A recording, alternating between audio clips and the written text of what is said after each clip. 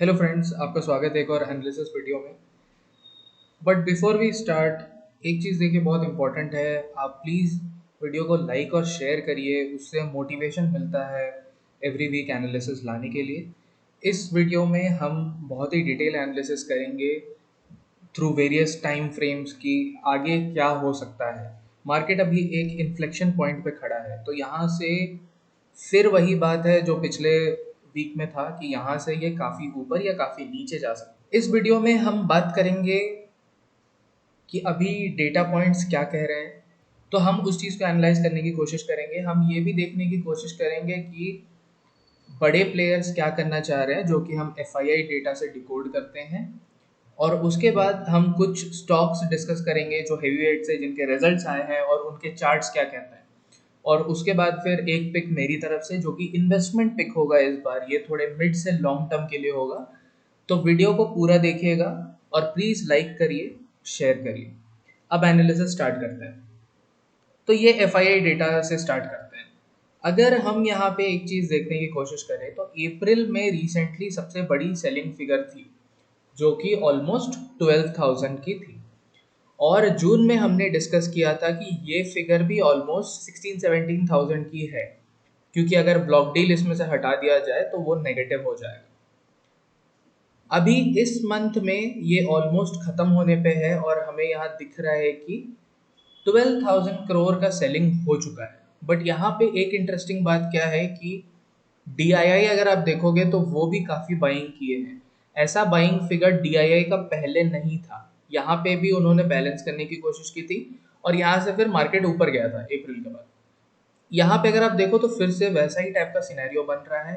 Recently काफ़ी selling हुई है एफआईआई की तरफ से और अभी ये सेलिंग थोड़ा ड्राई अप हो रहा है।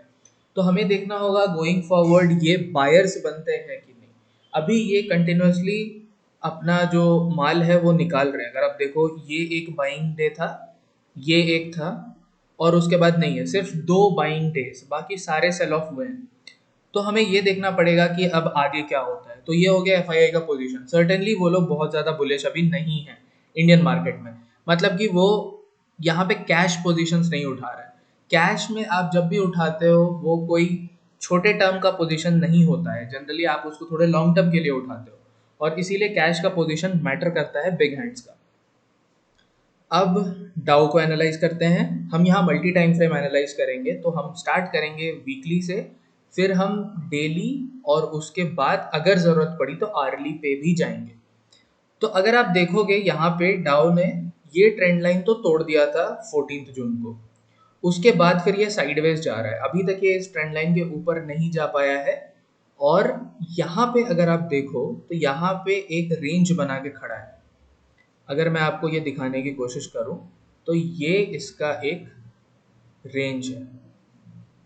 इस रेंज की ब्रेकआउट नहीं आई है अभी तक। ये रेंज का टॉप क्या है? 35,100। और हम कंटिन्यूसली बात कर रहे हैं, अगर आप मेरे वीडियोस को फॉलो करते हो या आप पुराने वीडियोस भी जाके देख सकते हो, मैं कंटिन्यूसली बोल रहा हूँ कि 35,100 के ऊपर डाउ की क्लोजिंग चाहिए, एटलीस्ट डेली बेसिस पे, तभी वो ऊपर जाएगा। ये अभी पूरा साइडवेज चला गया है और आप देखोगे इतने सारे अटेम्प्ट्स के बाद भी ये क्रॉस नहीं कर पा रहा है। लास्ट वीक में क्या हुआ? लास्ट वीक में ये नीचे आया और उसके बाद इसकी क्लोजिंग अच्छी आई है, but still 35,100 is not crossed. High जो इसने लगाया वो 35,107 का लगाया और 35,000 के ऊपर क्लोजिंग दिया है। ये एक पॉजिटिव है। अब हम डेली चार्ट पे जाके देखते हैं। अगर आप डेली चार्ट पे यहाँ पे देखो तो डेली चार्ट पे ये थोड़े थोड़े रिजेक्शन हो रहे हैं। पहली बार यहाँ से सेल ऑफ आया, फिर ये सेकंड अटेम्प्ट पे सेल ऑफ आया, थर्ड अटेम्प्ट पे सेल ऑफ आया, फोर्थ अटेम्प्ट पे भी वो वहां जाके खड़ा हो गया। तो एक बात यहाँ पे पक्की है कि अगर हम सपोर्ट या रेजिस्टेंस को बहुत बार टेस्ट करते हैं तो वो वीक हो जाता है। तो यहाँ पे चांसेस है कि ये रेजिस्टेंस वीक हो चुका होगा, बट फिर भी हमें एक क्लोजिंग इधर चाहिए। अगर मंडे की ओपनिंग इसके ऊपर हो जाती है तो फिर वो एक बहुत ही बुलिश सिनेरियो होगा, और उसके बाद फिर ये जो रेंज है, इतना हम ऊपर ट्रैवल कर सकते हैं। अगर मैं इतना भी देखूं ये वी बॉटम वाले पार्ट को, तो ये वाला पार्ट है 33,000 से 34,800, ऑलमोस्ट 1800 पॉइंट का है। तो अगर इसके ऊपर हम निकलते हैं, दैट इज 35,100 के ऊपर अगर हम स्टार्ट करते हैं वीक को, तो फिर यहाँ से करीब 1800 पॉइंट्स जो कि 36,600 के आसपास तक डाउ जा सकता है, और वो हमारे मार्केट्स के लिए भी बहुत ही अच्छा होगा। अब निफ्टी को देखते हैं। निफ्टी में अगर आप देखोगे तो मैंने पहले ट्रेंड लाइन कुछ यूं बनाई थी, अब मैंने उसको एडजस्ट कर दिया है। ये नया ट्रेंड लाइन है। क्यों? क्योंकि यहाँ पे अब 3 से ज़्यादा टच पॉइंट मिल रहे हैं। एक ये भी ऑलमोस्ट उसके पास है, ये दूसरी और ये तीसरी टच पॉइंट, ठीक है। तो ये अब नया ट्रेंड लाइन है जो कि गवर्न करेगा कि निफ्टी का ट्रेंड चेंज कब होता है, ठीक है। अब आगे देखते हैं। अगर आप देखोगे तो ये एक राउंडिंग बॉटम स्ट्रक्चर था, इसकी ब्रेकआउट यहाँ पे आई थी, ठीक है, और इसके ऊपर हम कंसोलिडेट कर रहे हैं। निफ्टी कंटिन्यूअसली साइडवेज है फ्रॉम 7 जून का वीक से। इसका एक हाई भी मार्क कर लेते हैं रेंज का। अगर आप देखोगे तो ये हाई को हम लेके चल सकते हैं। 900 के ऊपर एक ही क्लोजिंग आई है और उसके ऊपर कोई फॉलोअप नहीं आया है। अब इंटरेस्टिंग चीज़ इसमें क्या है, अगर हम डेली चार्ट को देखें, डेली चार्ट पे अगर आप देखोगे तो ये वैसे तो इस रेंज में है, बट यहाँ पे इसने एक फेक ब्रेकआउट दिया था। ये प्रॉपर ब्रेकआउट कैंडल बनाया इसने, स्ट्रेंथ कैंडल भी है, उसके बाद दूसरी क्लोजिंग भी उसके ऊपर दे दी, और फिर क्या किया, फिर ये गैप डाउन करा दिया। तो यहाँ पे ये एक इशू था फेक ब्रेकडाउन का, ब्रेकआउट का, सॉरी। अगर आप ये रेंज के लो को देखो, ये तो बड़ा रेंज है, इसके अंदर ये एक छोटी रेंज है, राइट। इसके नीचे भी एक फेक ब्रेकडाउन करा दिया, ये ब्रेकडाउन हुआ, फिर गैप अप हो गया। तो अभी अभी यहाँ पे जो लेवल्स हैं इनको रिवाइज करना पड़ेगा, ये दोनों लेवल्स को, ठीक है। अगर हम 15,962 के ऊपर क्लोजिंग देते हैं अच्छी वाली, कुछ ऐसे कैंडल के साथ, तो ही ये ऊपर जाएगा, क्योंकि 16,000 अभी भी रेजिस्टेंस है साइकोलॉजिकल लेवल होने की वजह से। अगर इसके नीचे क्लोजिंग आ जाती है 15,578 तो 15,431 और उसके बाद लोअर लेवल्स भी आ सकते हैं। बट अभी के लिए नेक्स्ट वीक के लिए जो रेंज में मैं इंटरेस्टेड हूँ वो है 15,962 से लेके 15,600 के आसपास, ये रेंज में मैं इंटरेस्टेड हूँ। तो यहाँ पे हमें ट्रेड कैसे करना है, अगर इस कैंडल के ऊपर ओपनिंग होती है, या ऐसा कह लीजिए कि अगर 15,900 के ऊपर ओपनिंग होती है और उसके बाद वहाँ पे इंडेक्स सस्टेन करने लगता है, तो यहाँ पे चांसेस रहेगा कि ये ब्रेकआउट कर देगा इसको, ठीक है। अगर इस कैंडल के नीचे कहीं स्टार्टिंग हो जाए वीक की, तो फिर तो हम नीचे जाएंगे सीधे सीधे। यहाँ पे भी मोमेंटम जोन है, यहाँ मोमेंटम जोन है, एक छोटा सा गैप है जहाँ सपोर्ट मिल भी सकता है, नहीं भी। लेकिन इस तरह के जब भी डोजी कैंडल बनते हैं तो आप जिस साइड निकलोगे उधर ही आपका फोर्स पूरा रहेगा।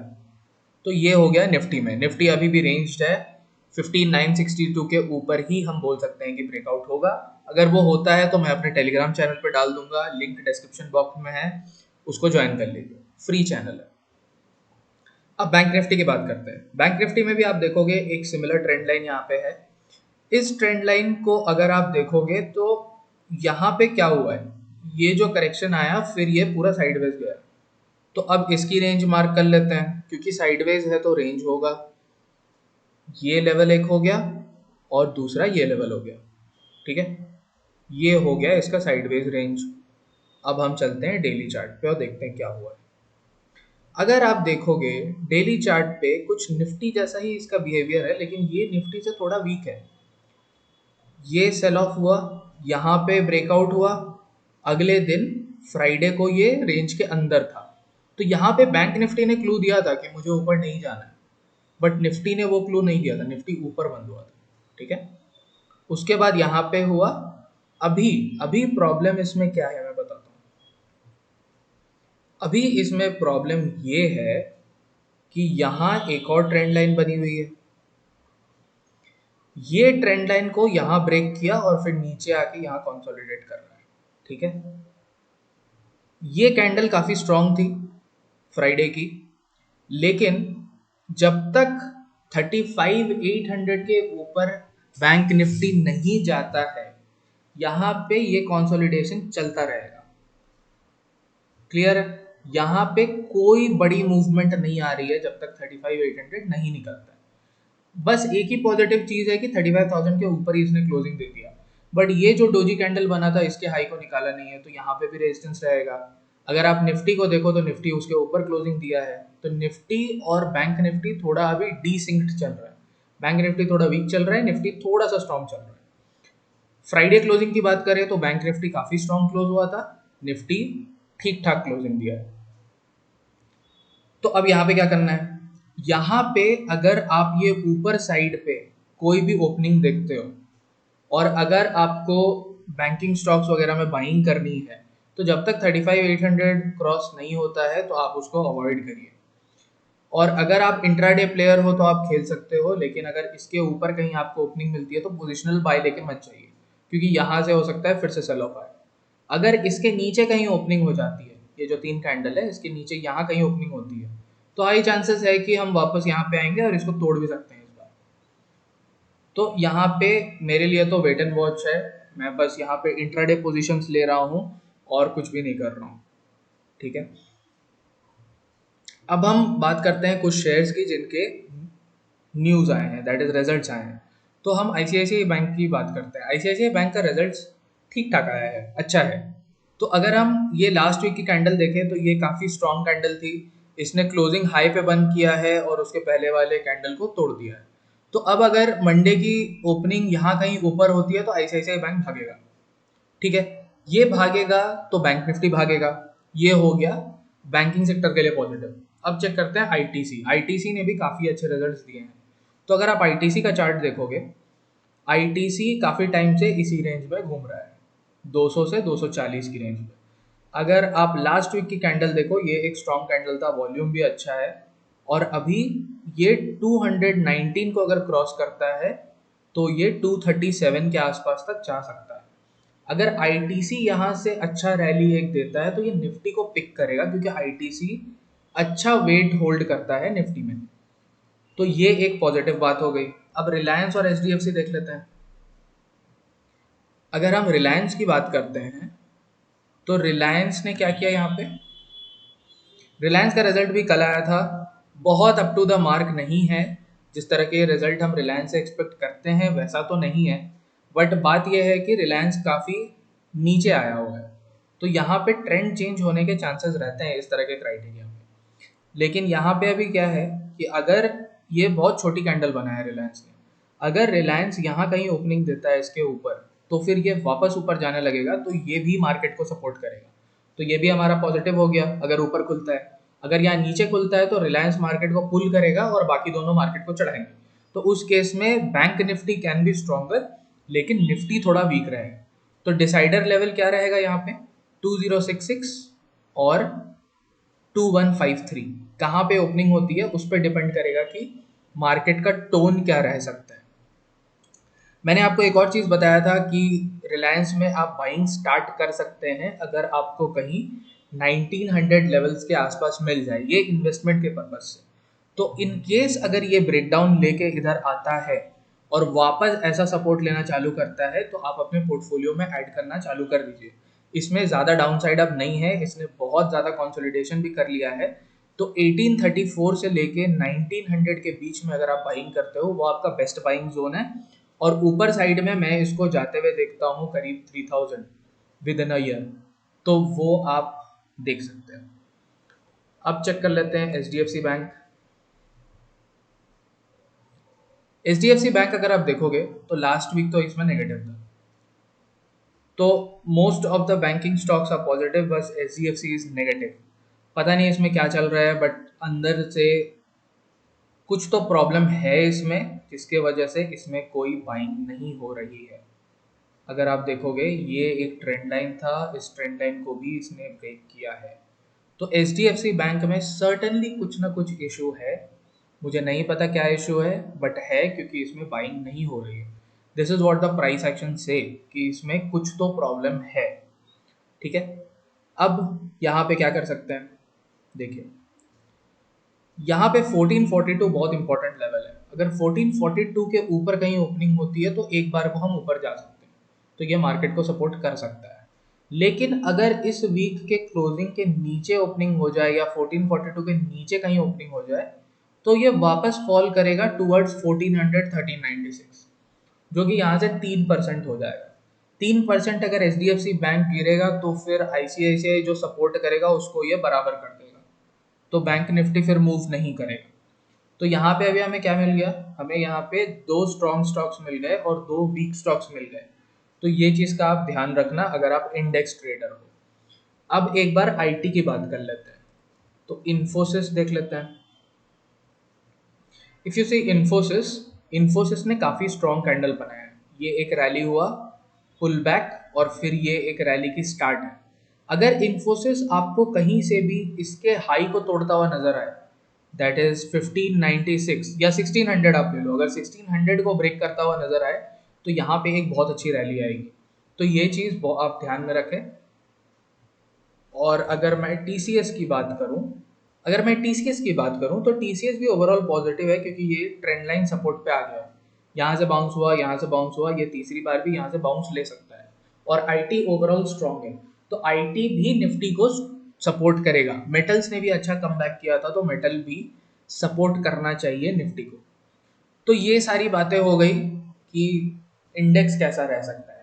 अब एक स्टॉक जो मुझे अच्छा लगता है और मैं भी उसमें बाइंग करने की प्लानिंग कर रहा हूँ, वो है CESC। ये पावर सेक्टर में है, और पावर सेक्टर अभी आपने हाल फिलहाल में देखा होगा कि पावर सेक्टर के सारे ही कंपनी अच्छा परफॉर्म कर रहे हैं। तो ये एक मुझे लो रिस्क रेंज पे दिखता है। मैं कोई भी बाइंग जो करता हूँ मैं हमेशा लो रिस्क जोन पे ही करता हूँ। अगर उसमें रैली आ गई है, रनअप आ गया है, तो वहाँ पे मैं अवॉइड करता हूँ। तो अभी इसमें देखिए क्या हो रहा है। अगर आप देखोगे तो ये एक डिमांड जोन है 690 से 750। अगर आपको कैसे भी 690 से 740 के बीच में मिलता है तो बहुत अच्छी बात है। अगर नहीं मिलता है तो आप यहाँ पे भी जो थोड़ी बहुत पुल बैक आएगी उस पर आप बाइंग करो, क्योंकि आप देखो ये वॉल्यूम्स इसमें बढ़ रहे हैं बहुत ज़्यादा। ठीक है, ये रेड वाला कैंडल भी हाई वॉल्यूम था, इंडिसीजन कैंडल था, बट इसके ऊपर ब्रेकआउट हो चुकी है और ये फिर एक इनसाइड कैंडल है। तो अब यहाँ पे क्या होगा, अब ये यहाँ से रैली देगा। रैली कहाँ तक आ सकती है, ये 818 का है, मैं यहाँ पे 1100 के आसपास का टारगेट एक्सपेक्ट कर रहा हूँ। पहला टारगेट ऑल टाइम हाई होगा जो कि 924 है, और उसके बाद 1100 तक के टारगेट इसमें आ सकते हैं। ये ट्रेंड लाइन को भी ब्रेक कर दिया है और ये ट्रेंड लाइन को ये टेस्ट करने शायद आएगा नीचे। तो जब वो वहाँ पे आता है या फिर यहाँ पे कोई भी डिप आपको मिलती है, वहाँ पे आप बाय करो, और जितना इसके करीब कर दोगे उतना अच्छा। आपका स्टॉप लॉस किसी भी हाल में 690 होना चाहिए वीकली बेसिस पे। 690 के नीचे प्लीज इसको होल्ड मत करना, ये बहुत वीक हो जाएगा। तो 690 के आसपास आपका स्टॉप लॉस है। अगर आप यहाँ से देखें तो ऑलमोस्ट 120-130 पॉइंट्स का स्टॉप लॉस है, और यहाँ से लगभग 280-290 पॉइंट्स का आपको अपसाइड है। तो 1:1 से ज़्यादा का टारगेट है, आप जितना नीचे खरीदोगे उतना अच्छा आपके लिए होगा। सो दैट्स इट फ्रेंड्स, इस वीडियो में इतना ही। प्लीज़ वीडियो को लाइक करें, शेयर करें। Thank you so much.